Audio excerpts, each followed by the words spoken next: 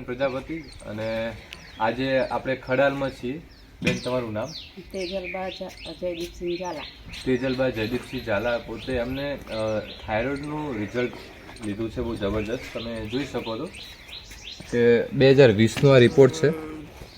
2020માં એમને થાઇરોઇડ હતું અને એના પછી એમને શરૂઆત કરી આ પ્રોડક્ટની.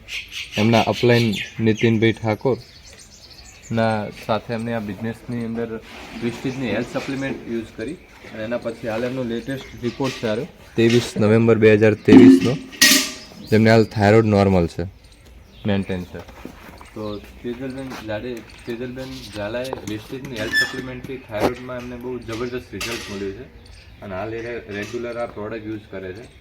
તો થાઇરોઇડનું રિઝલ્ટ વેસ્ટેજ સપ્લિમેન્ટથી બહુ જબરદસ્ત મળે છે. Thank you so much. Wish you well.